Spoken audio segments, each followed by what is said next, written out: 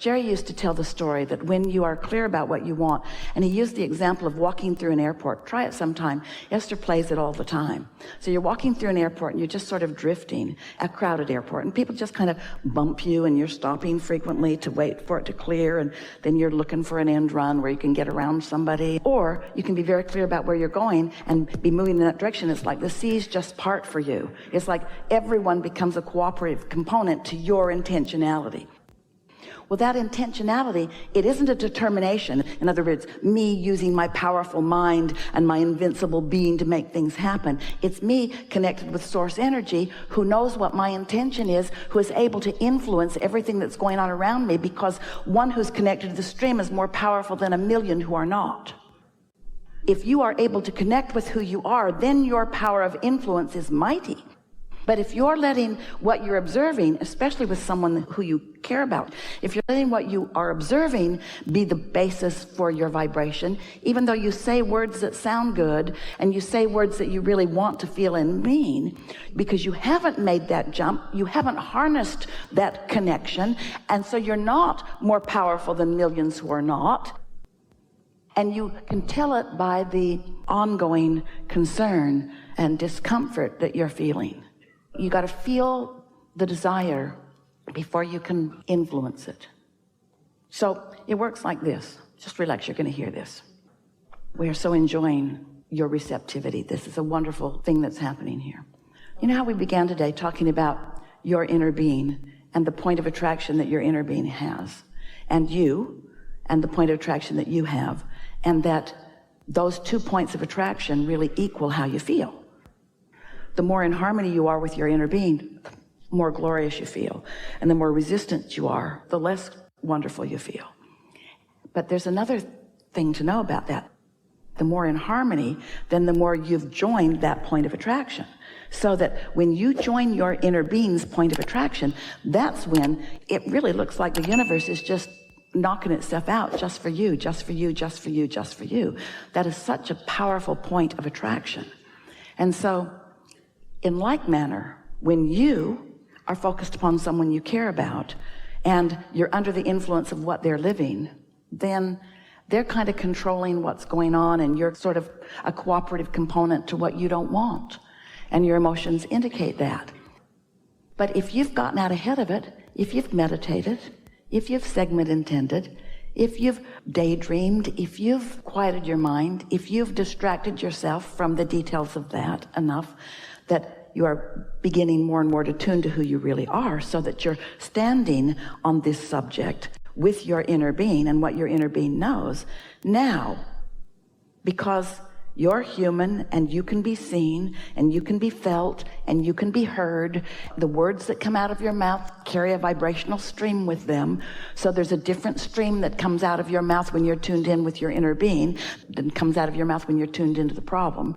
So you've joined your inner being in the solution, not the problem, and you're more powerful than millions who are not, and now you can be witnessed by someone else in the same way that your inner being has gathered you up. You can gather them up. That's what the power of influence is, but you can't fake it. Lip service doesn't get it. It's like when your gas gauge says empty, you don't put a happy face sticker over it because you don't want to face it. Oh no, my gas gauge isn't empty. It's not empty. It's not empty. See, it's happy face on it. Till you run out of gas, and then you peel it off and you go, oh yeah, it was empty. I just didn't let myself know it. And so if you want to help somebody, you got to get feeling really good about where they are, which means you got to look at this part of them, not this part of them. When you look at the solution, when you look at the wholeness, you used those words, but the words weren't backed up by vibrational expectation, you see. So that's the basis of it. Everyone got it, yeah? Don't let people talk you in to responding to their problems. Don't let your observation of their problems be the basis of your vibrational offering, because you won't help them, and then they're the reason that you're not in alignment with who you really are. We know how difficult it is because you all have trained each other. You've been controlling each other with all kinds of well-meaning manipulation. When someone's really hurting, they want solution and they want it from you and they want it now. But they can't get it from you because you're not the source of it for them unless you are. If you're tuned in, tapped in, turned on, if you know who this person is, if you know the power of their being, if you know where they're going, if you know what's in their vortex, which your inner being will help you to know, you've just got to decide which part of them you're going to make your object of attention. We had a conversation similar to this, not this intense, not this productive, not this valuable, not this big, not this dramatic, with a mother some years ago. And she said, when we were encouraging alignment and then attention, not attention without alignment, well, won't my son feel that I am forsaking him? And we said, well, how could anyone feel like they're being forgotten or like they're not important when you're focused unequivocally on the wholeness of who they are and reflecting the beauty of that back to them constantly? In other words, when you know what you know, if you had some illness dripping from your body and you showed up in a doctor's office and the doctor went, oh my God, that does not instill confidence. That's not the doctor that you would say, can you help me? He's afraid of you. But if you see someone who says, yeah, that's good, seen it before, confident in your well-being. Most doctors are not all that confident in your well-being because your illnesses have trained them into negative expectation. But you get our point. You're getting these answers, you're just not quite ready to let them in because for some reason you've decided, a lot of people do, you've decided to blame yourself for where this person is. You feel like this is your last chance to help, and your attitude is, and if I'd been better along the way, then this wouldn't be at this situation, and this had nothing to do with you. This is not something that you must overcome. This is something that your life experience that you want to overcome. You've put so much in your vortex about the happiness and well-being of this person that that's all your inner being sees. And this temporary disconnect, we're talking about yours, not theirs. What we want you to hear from us is you can find connection while that's going on.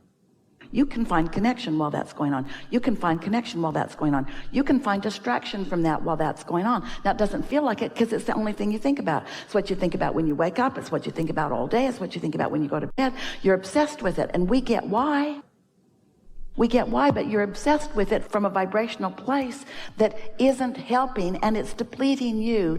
Don't you all know? Can't you feel when you really want something? And can't you tell? Can't you feel when you're on the wrong end of the stick of something that you want? And don't you just want to demand of the universe that they make you an exception? But the law of attraction won't make you an exception. And so the power of your desire, you've just got to work it around a little bit, and it'll get a little bit better every day. And you've got time for this. There's so much that we can see here that we aren't concerned, and you've got to reach that place too. But in all fairness to you, we just trained ourselves that way. We just don't look there. We just don't look there because it doesn't help. We don't look there because the bigger part of you and the object of your attention is here. You've just got to know that, but that's that trust. And every day as you gather information that frays at the ribbons of your trust, it doesn't help you. So you've got to find some way of separating yourself a little bit from that. A book that you can write in will help you a lot. And writing positive aspects of things, especially off that subject, will help you a lot. It's like when you pick up this stick that says, my desire for this person and my fear about my desire for this person. In other words, every stick is two subjects. Put the stick back in the pile and realize that there are a whole lot of sticks in that pile. And every time you pick that one up, you go to the wrong end because you care too much, because you're off on the wrong foot on it, and it's not going to get better picking up that stick easily. You could, but the entire universe is focused with you and you're still stubborn. But in that pile of sticks, there are a whole lot of other sticks in that pile that you do have the ability to pluck up and focus on. And a lot of those sticks you already feel good about. You have the ability to focus on that. Every time you pick that stick up, you feel good. Every time. So that would be a really good thing to focus on, because focusing on that in no way diminishes your attention to the other. It just puts you in a position where when you're in the forest and the tree falls, you'll hear it. Off the subject, you tune right in. And off the subject, impulses will come to you. And when those impulses come, follow them, because those will be very beneficial to you impulses. And then just enjoy watching the unfolding of this. You just got all your power back. But you got your power back by reaching for the pleasure in the stick pile. We didn't ask you for the most powerful stick. We asked you for the best feeling one. So here's something that you could do. This is a new idea, and it will work very well for you. Do any of you have some subjects that are sort of stuck in your vibrational craw more than others? Every subject is two subjects, and on one end of it is something wanted, and on the other end is the absence of something wanted. And so you think that you've activated the abundance stick, when really what you've activated is your worry about not having enough money for something. And so let's do something different with these sticks. Let's pick up the money stick, and let's carve on that end of the stick the word money. And on the other end of the stick, you're going to carve happy, freedom, fun, ease, flow. You're going to find the emotional equivalent that you can accomplish of abundance of enormous proportion. Everything that you want, everything that anybody ever wants, is because they think they'll feel better in the having of it. So if you go to the feeling of, I want money because I want to feel free, and I want more choices, and I want to have more fun, and I want to feel expansive, and I want to know the universe is cooperating with me. I want to feel my own invincibility, and I want to point it in directions that are helpful. And in other words, you feel all of those things, and you can feel them now. You can't get the money this red hot minute, but you can get that feeling this red hot minute. So when you pick up the stick, go to the emotional good feeling end of it that you know you can find. And if you're not anywhere in the vicinity, don't pick up the stick. Don't pick up a stick and go to the end of it that makes you feel lack. Your inner being always knows where you are in relationship to everything that you want. Your inner being never stops giving you the revelation, but you got to do something about the realization of it, which means you could serve yourself very well by just deciding, I'm just going to be happy today. I'm just going to feel as good as I can feel. I'm not going to solve any problems today. I'm not going to slay any dragons today. You're making the world a better place. You can't help it, but you got to be in connection with the energy that feeds the world before you can offer anything anyway. And so we're not wanting to make you feel responsible to find alignment. We want you to find alignment because it's delicious to find alignment. And then we're just telling you all the good things that will come as a result of you finding alignment. But then you, because you're human, we love you so much. Do we tell you? You, in your human form, you say, oh, I get it. I'll find alignment and then I can fix things. And we say, that isn't what we said.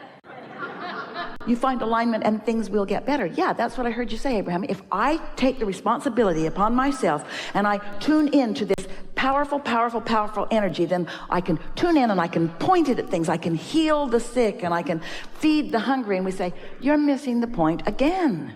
Because the moment you begin pointing it at something that is a problem, you become a part of the problem, not a part of the solution. That's why you must separate in your own mind the question from the answer, the problem from the solution. That's why step 1 and step 3 are different steps, with a whole lot of cooperation from the universe in between them.